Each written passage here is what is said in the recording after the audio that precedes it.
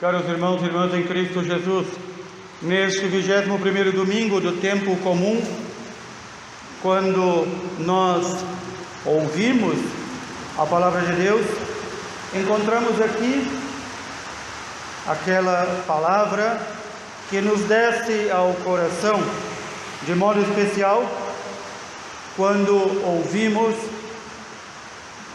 a decisão de Josué e sua família. Eu e minha casa serviremos ao Senhor. Diante deste povo, das tribos de Israel, dos quais muitos membros já estavam se esquecendo das maravilhas de Deus que tinham sido feitas por eles. Estavam se vendendo a deuses estranhos. Estavam abandonando o Senhor Deus. Josué coloca, como líder de todo o povo, esta pergunta: a quem vocês querem servir? Ao Deus de nossos pais, ao Deus único e verdadeiro, ou aos ídolos destes povos que nos cercam, ou a esses deuses estranhos que não são deuses? A quem vocês querem servir?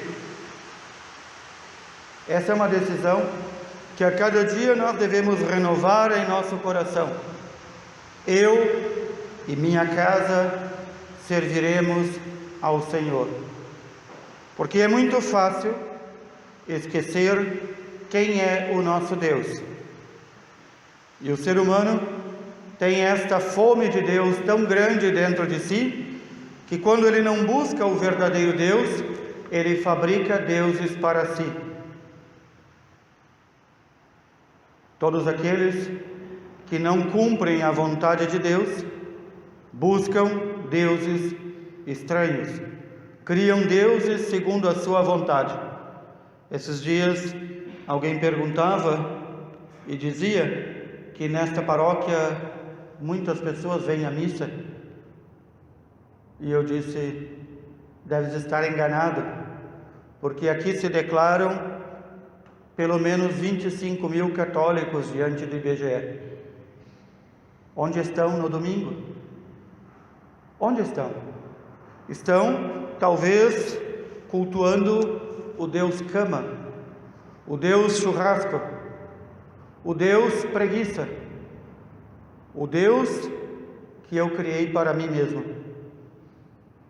Mas não são capazes de, uma vez na semana, no domingo, no dia do Senhor, deixar de cultuar a si mesmo, a sua vontade, o seu estômago, os seus desejos e seus falsos deuses, e optar por cultuar o verdadeiro e único Deus.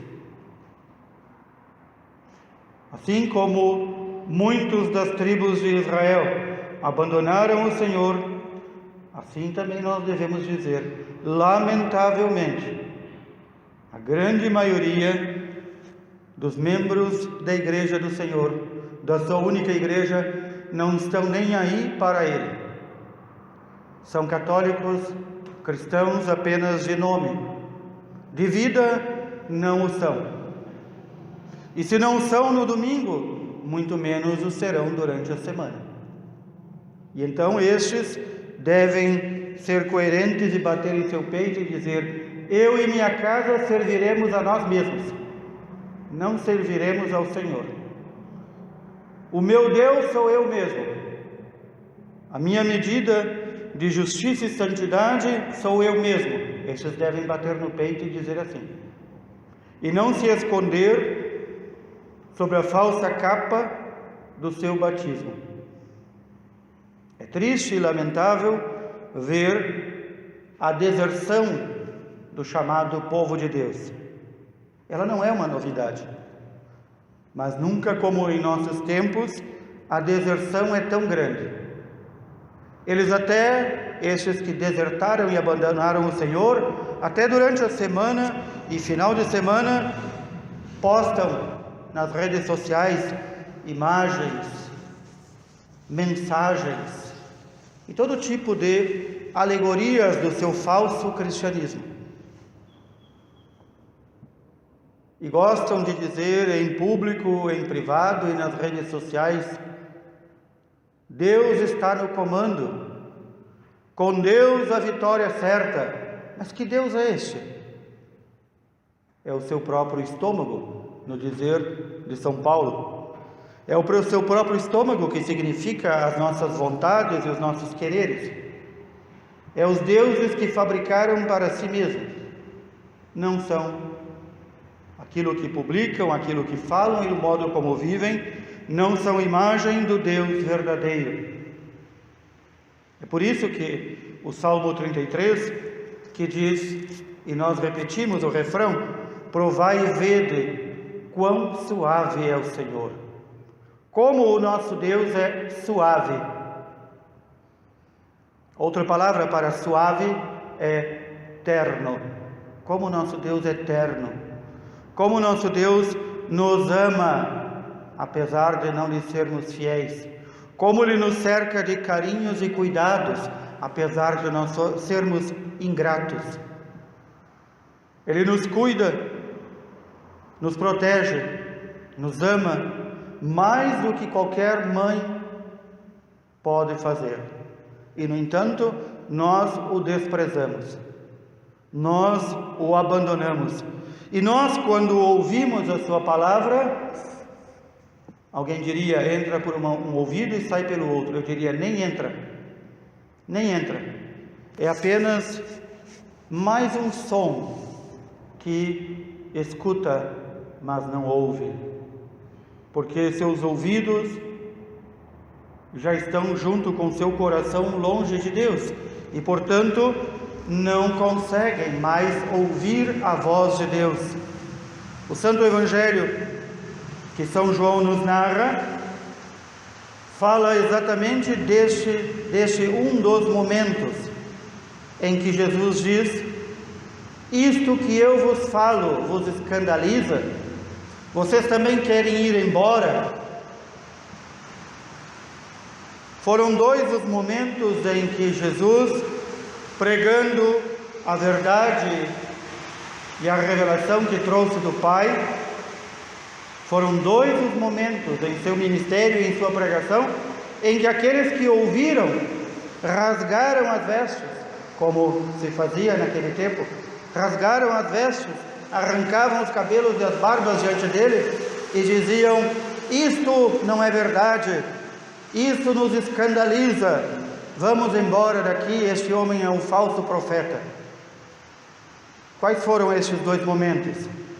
O primeiro, quando Jesus diz que homem e mulher, depois de casados, formam uma só carne e devem permanecer unidos até o fim de sua vida terrestre, e aquele que abandona sua esposa a torna uma prostituta, e aquela que abandona seu esposo o torna um prostituto. E isto levou a muitos a raiva e a fúria, e diziam: mas Moisés autorizou que a gente desse uma carta de divórcio para a mulher, ou seja, que tocasse a mulher embora quando não quisesse mais nada com ela. E Jesus diz: mas isso não é, Moisés fez, mas isso não é a vontade de Deus Pai, esta não é a verdade. E Moisés fez isso por causa da dureza dos vossos corações, que não se convertem. Este foi o primeiro momento em que a multidão, ouvindo Jesus, e muitos dos seus discípulos ouvindo, o abandonaram, foram embora, disseram: isso nós não queremos ouvir. O segundo momento acabamos de ouvir hoje no Evangelho. Temos que retornar alguns versículos que no Evangelho de hoje não trazem, mas traz na semana passada. Nos foi trazido este texto. Jesus diz: eu sou o pão vivo que desceu do céu. Quem come da minha carne e bebe do meu sangue tem a vida eterna. Quem come da minha carne e bebe do meu sangue permanece em mim e eu nele.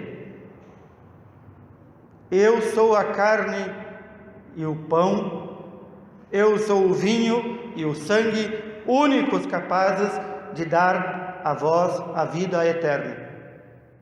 Quem não comer de minha carne e não beber de meu sangue não terá a vida eterna. E isso escandalizou. Muitos se perguntaram: mas este homem é louco, como é que nós vamos comer a sua carne e beber o seu sangue? E ele explicou: a minha carne é verdadeira comida, o meu sangue é a verdadeira bebida, não como o pão com que foram alimentados no deserto, não como este pão que passa, que alimenta o estômago e vai para a fossa, mas como pão verdadeiro, como alimento verdadeiro, como sangue verdadeiro, que penetrando no ser humano, o transforma, o diviniza. E então, eles dizem: esta palavra é dura, quem consegue escutá-la? Ou seja, isto nós não podemos aceitar, isto nos escandaliza. Aí estão, irmãos e irmãs, essa multidão de batizados que não come da carne do Senhor e não bebe do sangue do Senhor. Qual será o seu destino? Roguemos a Deus para que se convertam. Roguemos a Deus para que se convertam. E nós muitas vezes, mesmo participando e celebrando todo domingo, nós muitas vezes nos encontramos pelo pecado mortal, indignos de receber o corpo e sangue do Senhor. E aí nós devemos nos perguntar, se nós tivermos aquela astúcia que Jesus diz que devemos ter, astúcia, esperteza que Jesus diz que nós devemos ter como cristãos. O meu pecado, aquele que me impede de receber Jesus na Eucaristia, é tão bom assim para mim? Ele vai me levar à vida eterna? Alguém vai à vida eterna com pecado? Ou, se eu usar da esperteza que Jesus manda ter, eu não deveria jogar por terra meu pecado, jogar por terra aquela situação que me impede de receber o corpo e sangue do Senhor e pisotear essa situação, confessar o meu pecado, me reconciliar com Deus, para poder então dignamente receber o corpo e sangue do Senhor? Qualquer criança, ao ser perguntado sobre isso, diria: é óbvio que a gente deve pisotear sobre o pecado e nunca deixar de receber o corpo do Senhor. É óbvio, qualquer criança diria isso. Acontece que nós, adultos, não vemos as coisas como as crianças na sua simplicidade. Nós encontramos 1001 desculpas para conviver com o nosso pecado, para passar uma vida inteira sem nos alimentarmos do corpo e sangue do Senhor, sabendo que quem não come a sua carne e quem não bebe o seu sangue não terá a vida eterna. Sabendo disso. Há muitos anos atrás, aqui nesta paróquia, preguei sobre este evangelho, e um paroquiano destes, assim, de ocasião, que aparece de vez em quando, ao final da missa veio dizer para o padre, veio dizer para mim: eu acho que o senhor está errado, não é bem assim. Bom, então, o senhor se veja com Jesus. A minha tarefa é apenas repetir as suas palavras e explicar as suas palavras como a igreja as tem explicado nesses 2000 anos e como os apóstolos nos ensinaram a interpretar. Não, mas eu acho que não é bem assim. Bom, então o senhor fica com o seu achismo. Ficou com o seu achismo e desapareceu. Foi procurar outra paróquia, outra igreja, onde o padre diz o que ele quer ouvir. Se é que encontrou. Deve ter encontrado nos primeiros tempos, depois ele já viu que o Evangelho quer nos desinstalar e nos mudar, e não continuar na mesma. Contei este pequeno relato para dizer: isto aconteceu aqui, e acontece diariamente em muitas consciências mal formadas, que dizem: não, eu tenho obrigação de ir à missa ao domingo, mas eu não tenho obrigação de comungar. Não, nós não temos obrigação de comungar. Nós temos obrigação de participar da Santa Missa todo domingo, isso sim. Mas, sem a comunhão, como é que vivemos?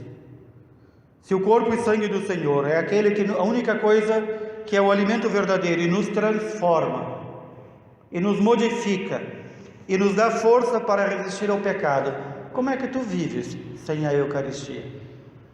Tu te basta a ti mesmo? Olha aí, encontraste o teu Deus, Encontraste o teu Deus, que não é o Deus verdadeiro. O Deus do eu, o Deus da minha vontade, o Deus do meu querido pecado. Aqui é o que se chama muitas vezes conversão, necessária para cada um de nós. Este pequeno trecho que ouvimos da segunda leitura, a carta de São Paulo aos Efésios. Vejam como não é comum, não é só comum na igreja hoje que o povo de Deus, os leigos, às vezes apontem ao padre e digam: eu não concordo com isso que está na palavra de Deus, eu acho que não é bem assim. Este trecho da carta de São Paulo aos Efésios, palavra de Deus, por isso está na Bíblia Sagrada, palavra de Deus, que não muda. São Paulo fala das relações familiares entre esposo e esposa. Diz que a esposa deve ser submissa ao marido como ao Senhor. A submissão que a esposa deve ter ao seu esposo é como ao Senhor Jesus. E por causa dessa palavra, dessa pequena frase, eu mesmo já ouvi até sacerdotes, padres, mal formados ou deformados, dizendo: mas isso não é bem assim. Recordo-me que numa aula na faculdade de teologia, onde nós vamos para aprender, e muitas vezes saímos piores, um professor e uma professora no mestrado diziam: não, mas isso aqui não é palavra de Deus. Eu automaticamente da minha mochila tirei uma tesoura e disse: pronto, recorta tudo que não é palavra de Deus e seja um novo Lutero. Recorta tudo aquilo que não te agrada, vai sobrar pouca coisa. As mulheres sejam submissas aos seus maridos como ao Senhor. Portanto, a submissão devida das esposas aos esposos encontra correlação com a submissão que uma mulher deve ter ao Senhor, não a um ditador, não a um homem que abusa, não a um homem que a maltrata. E São Paulo complementa: o esposo foi colocado como cabeça da mulher, assim como Cristo é a cabeça da igreja. Mais ainda, como a igreja é solícita, sempre pronta a servir por causa de Cristo, sejam as esposas também solícitas por seus maridos. E complementa: maridos, amai a vossa esposa, amai as vossas mulheres como Cristo amou a igreja e se entregou por ela. Cristo amou a igreja, que somos nós, e se entregou por nós. Assim deve ser o amor do esposo à esposa. Embora ele seja a cabeça da família, como Cristo é a cabeça da igreja, cabe ao homem, ao esposo, fazer tudo para que sua esposa seja santificada e seus filhos sejam santificados. Até mesmo, se necessário, entregar a sua vida por eles. Não é isso que temos visto. Não é isso que vemos nos dias de hoje. Nem esposas submissas, nem maridos capazes de entregar a vida por sua esposa. Por quê? Porque não entenderam que o mistério da união entre um homem e uma mulher não se baseia nas vontades e nos desejos. Um casamento que se baseia nas vontades e desejos está fadado a tornar-se ruína em pouco tempo. E então ele procura ela porque talvez é bonitinha, interessante, tem um corpinho bonito. E o corpo cai, o desinteresse aparece, não havia nenhuma comunhão profunda, nem verdadeiro amor. Então ele troca ela por qualquer outra. Também há muita esposa que pensa que sua função é ser solícita a Cristo, mas não a seu esposo. E aqui há o grande engano. Aqui há, novamente, o esquecimento de que homem e mulher, pelo matrimônio, se tornam uma só carne. O que significa isso? Um só querer, um só amar, um só desejar, um só pensar e também um só odiar. Odiar tudo aquilo que não é santo. Buscar, querer, amar, desejar as mesmas coisas. Isso é tornar-se uma só carne. Já não são dois que puxam cada um para o seu lado, mas um único, uma única carne que puxam para o mesmo sentido. Quando um jovem e uma jovem entendem profundamente o que é esse ser uma só carne e que o mistério do matrimônio cristão é um mistério tão profundo que só pode ser comparado com a união de Cristo com sua igreja, então eles repensam 2 vezes antes de casar. Não pode, antes de que haja um matrimônio, seja colocado à frente de tudo os teres, os quereres e os haveres. Antes de tudo, é necessário aqui colocar o amor. Sou capaz de entregar a minha vida por ela e pelos filhos que Deus nos enviar? Sou capaz de obedecê-lo naquilo que deve ser obedecido nas coisas santas? Sou capaz de buscar a santificação? Sou capaz de buscar a ela e meus filhos a santificação? Se sim, então sou capaz de formar uma família. Uma família que deve ser com o homem como cabeça, a mulher como corpo, a união de Cristo com sua igreja. Nós, sua igreja, o corpo, os membros, ele, a única cabeça. Por isso este trecho de São Paulo, a carta aos Efésios, foi colocado juntamente com este evangelho no dia de hoje. Recordem-se o que eu falei no início. Foram 2 os momentos em que aqueles que ouviram o Senhor rasgaram as vestes e abandonaram a pregação e disseram: não queremos ouvir isto, não aceitamos de forma alguma. Uma, quando o Senhor fala da união indissolúvel entre um homem e uma mulher. Outra, quando afirma que quem não come sua carne, não bebe seu sangue, não terá a vida eterna. Então o Senhor nos pergunta também hoje: e vós, também quereis ir embora? Também quereis ir embora?